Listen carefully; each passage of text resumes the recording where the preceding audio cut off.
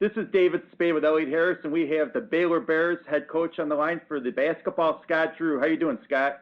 I am doing excellent today. Coming off a win, you're always doing good. Exactly. You're ranked, what, number 7 in the country right now? Well, we don't try to put too much stock into that because, as we know as coaches, we're only as good as how our final ranking is. So, we're excited that we're undefeated and playing well. So you are the non-basketball playing Drew in the Drew family? Is that an accurate someone's got a rebound around here, you know. So I guess that was my duty. Okay. When Bryce was shooting, you just rebounded the ball for him, and well, actually, I was smart. I beat him till he could beat me, and then at that point, I started coaching and rebounding. I see that you started as a manager at Butler from 91 to 93 in the MCC. I was at Loyola manager during that same time period. Did that help you at all become a coach? Well, I growing up with my dad and always wanting to coach and going to camps, playing in camps, working camps, seeing what my dad did every day, him allowing me to be a part of that. And then the good thing about being at a different school, it allowed me to, a lot of coaches, it's good to get other philosophies and other ideas. And when I was at Butler, which obviously is a great program, Coach Collier was a head coach. Thad Mata was one of the assistants. Jay John was another assistant who was the head coach at Oregon State. So I got an opportunity to basically learn from 3 head coaches and get their philosophies and their ideas. So then when I went back to Valpo to help out, at least I was able to bring something outside or different than my dad taught and maybe used. Okay. What's the basic difference in your coaching approach and your father's?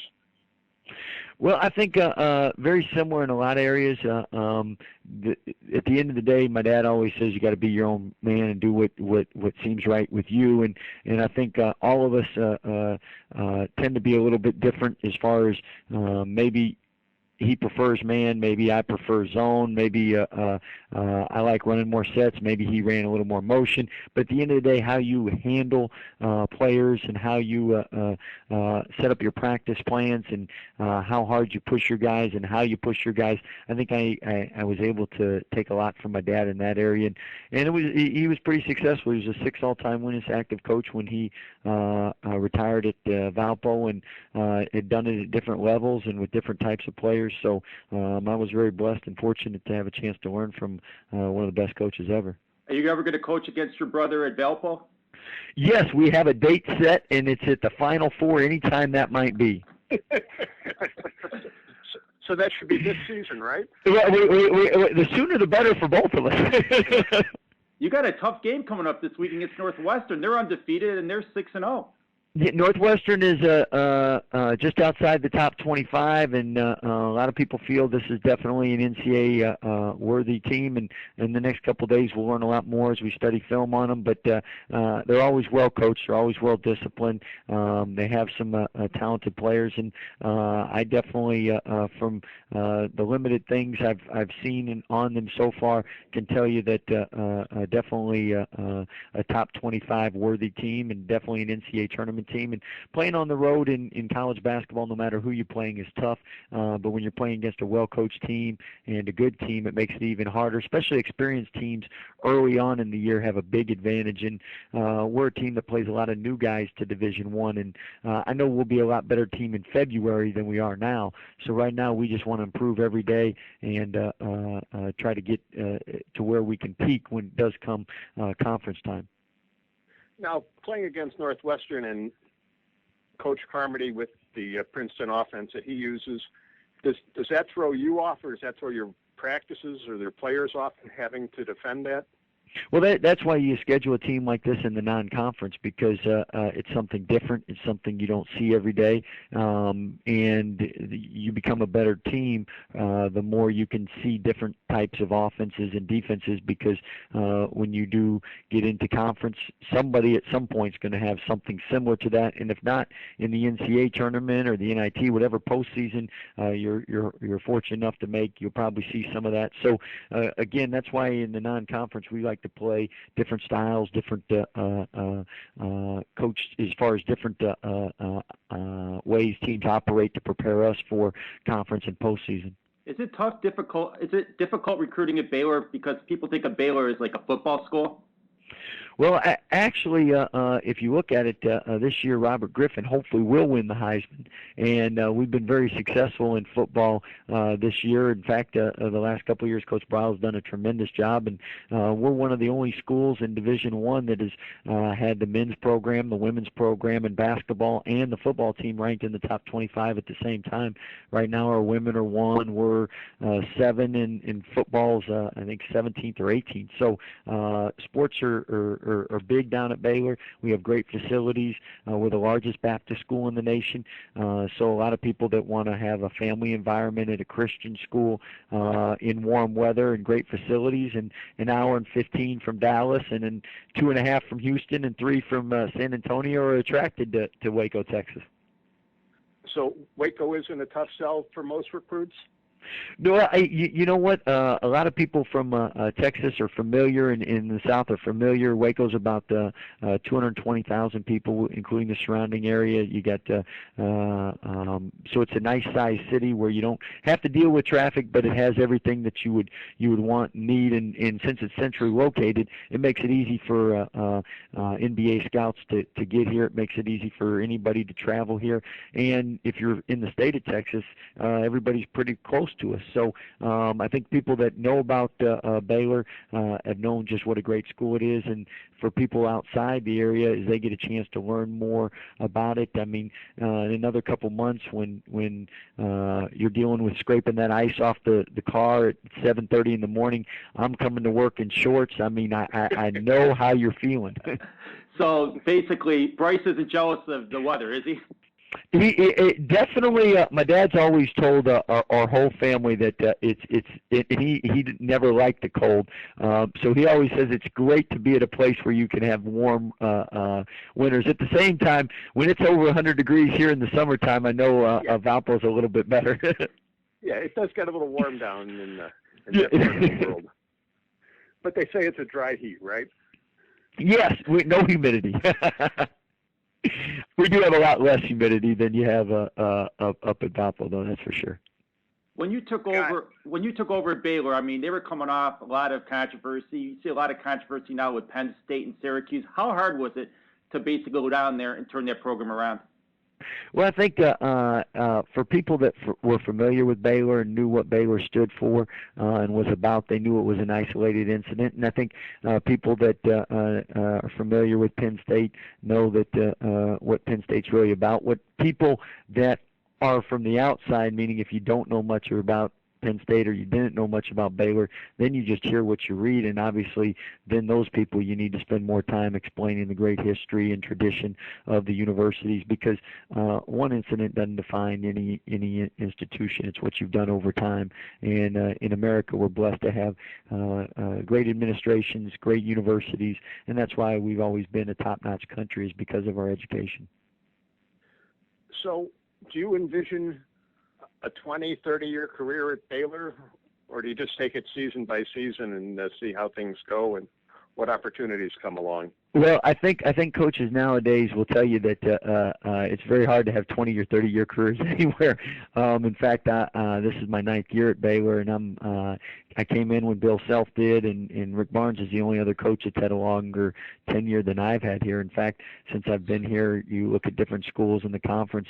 I mean, A&M's had 4 different coaches, Kansas State 3 different coaches, Missouri 4 different coaches. So coaches tend to come and go. I've been blessed to be at a place where they haven't kicked us out yet, and they appreciate that our last 20 out of 21 seniors have all graduated, and that our players socially, spiritually, and academically tend to grow while they're here, and those are things that are important at Baylor, along with basketball. If a Syracuse or a big university like UCLA came to you, would you be really tempted to go there? Well, this is our 5th year in the top 25 now, and when you're 5 years in the top 25, and I mean, we've virtually set or broke most records here at Baylor. Every year that you're blessed or fortunate to have people call and express interest, the fact that you don't pursue that or go there shows that you're happy with your situation and what you have, and that you respect the people that you work for. And again, at Baylor, we've been very blessed and fortunate. And I mean, only Kansas and us have been ranked the last 5 years in the top 25 in the Big 12. Now, when you came to Baylor, what was the biggest surprise for you? Probably just the beauty of the campus and just what they ended up building in the last 5 to 10 years here. A lot of renovation, a lot of vision. Baylor was a pretty campus, but anytime you put in $200, $300, $400 million worth of buildings and renovations, I mean, it beautifies any campus. And for our past players that come back that haven't been here in 7 years or 6 years, they're like, when did you get all this? Or 5 years, when did this all get developed? And that's just because we've had great leadership at our institution and great vision. And we've been people have been generous with their support and allowed us to improve our facilities and our buildings on campus. You've come under some criticism for negative recruiting, but anytime you recruit, you're going to try to sell your school over another school. Isn't that true? I mean, because Bobby Knight got on you with that picture. I think everybody in life, if you're a president, you're lucky because you get 51% that like you and 49% that don't. So I think we all agree that everyone's gonna face criticism along the way. And the good thing is, it's really what matters most are the people that know you and what they feel. And the good thing is at Baylor and with the program we've been able to build here, I think people have been able to see we're not only building a program, but we're doing it with good kids. They carry themselves the right way. I mean, we all make mistakes. I think we're all human. We realize that, but overall, I think big picture-wise, a lot of good things have happened with this program, and we're blessed to be a part of that. Now, as a coach, when you recruit, do you try to develop a recruiting pipeline like some schools do, or do you take a broader view of the recruiting process? Well, I think each institution has their own niche, and with us, because we are the only private school in the Big 12, and we're the largest Baptist school in the nation. I think any family member or person that's drawn to that family type environment, the smaller classrooms, the Christian background, they're going to be drawn to Baylor University, and then other people that might be interested in your school because the style of play, the proximity to home. I mean, there's a lot of different reasons why people are drawn to your university. The great thing is we've had better, I shouldn't say as we had more and more talented players come in. Now what's happened is I want to be the next Curtis Geralds or the Tweety Carter or the Epe Udo or the Perry Jones or the Quincy ACs or the Quincy Millers of the world. So that's been good too. It's very similar to Kentucky. I mean, if you're a point guard out there, you're thinking, wow, they've been pretty successful at point guards. If you look at us, I think we're known for having some. We've had some great guards, but we've also had some athletic forwards that have had freedom to play with the ball and make plays off the bounce and play on the perimeter. I think that's drawn some of those people to Baylor too. You look at a team like Butler has been in the championship game the last 2 years. How does Stevens do that with that talent base of Butler? Well, I think first of all, every coach will tell you that we're only as good as our players. So Coach Stevens has done a remarkable job, but I think he'll also be the first to tell you he's been blessed with some great players. And sometimes in recruiting, you do a better job evaluating than other people. Sometimes people tend to get. I mean, at the end of the day, it's like the stock market. You do your research, but there's no given that anything. In Baylor's had some players that have gone in that for reasons maybe were under-recruited, underappreciated, undervalued, and they developed. And because of that, Butler's been able to have some pros. And at the end of the day, if you want to go far in the NCAA tournament, you do have to have some players that can play for some money. Otherwise, it's too tough to do that. Now, if I remember correctly, the basketball offices aren't all that far from the Texas Sports Hall of Fame. What do you have to do to make it as one of the members of this Texas Sports Hall of Fame? Oh, well, that's easy. Just at night, we bring in anyone's picture we want to put up in there, and we can get you in there if you really want. I mean, Jerry's got a nice picture in there. Yeah, do you have any dirt on our producer, Jerry Laurenti? Because he played over at Vail Falls. Hey, Jerry was a class act. He always handled his business. He was very intelligent. Jerry's biggest problem was he had to carry a baseball bat everywhere with him because women were constantly trying to go out with him. So he was going out. There's no truth to that. No truth. No, Jerry, he did not date anybody either because he was just in the gym working on his game, which we appreciated. There we go. So who got more trouble, you, Jerry, or your brother Bryce? I think we're all probably. No, you know what? Bryce was always the best. Yeah, Bryce, if you could draw up or coach a model person, I think it would have been Bryce Drew from the standpoint why he was successful. Desmond Howard, I heard, was the same way in college. I didn't really date and just worked on his trade, and that's basically with my brother. Why he maxed out. I mean, there's not a lot of 6'2.5" guys who can't dunk and aren't very athletic that were the 16th pick in the league. Yeah, he took my NBA career, so I really didn't have a chance. So I had to just focus on school and in fun things. Is it hard recruiting players, being that you never played in college? You're a manager, because I know a lot of people think, okay, what do you know about basketball? You just managed. Mm-hmm. Well, I think at the end of the day, the biggest thing is some people are better players, some people are better coaches. Really, it's how you relate with your players. It's if you can get them to the level and goals and dreams that they have set. And that's what's important. There's numerous Hall of Fame coaches that didn't play college basketball, but yet helped were great coaches and got their players to the highest level. And to be honest, if I'm a player, I want someone who can get me to that level, not somebody that wants to necessarily relive their dreams or just tell you how great they were. It's really about what you can do for them, and that's why coaching, sports, everything is wonderful from the standpoint.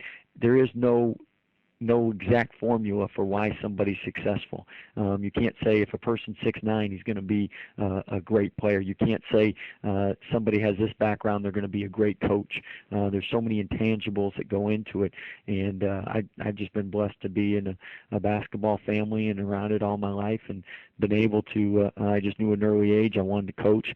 I wanted to help players reach their goals and dreams, and been able to, for the most part, help players get better, which is important. Yeah, I think you have to understand why David asked that question. He coaches girls basketball for like 6, 7, 8, 9-year-olds, and on behalf of basketball managers, I think he wants to take that next step so that if you do move on from Baylor, he'd like to be able to follow in your footsteps. Any possibility of that occurring? Well, I think we're going to have to see how his team does this year, and see just where they end up. But again, thank you so much for your time, Scott, and good luck this weekend against Northwestern. And I don't want to say I want Northwestern to win, but hopefully the better team wins. I appreciate that. You guys have a great day. All right. You too. Thanks, all Scott. right, thank you. All right. See you, Jerry.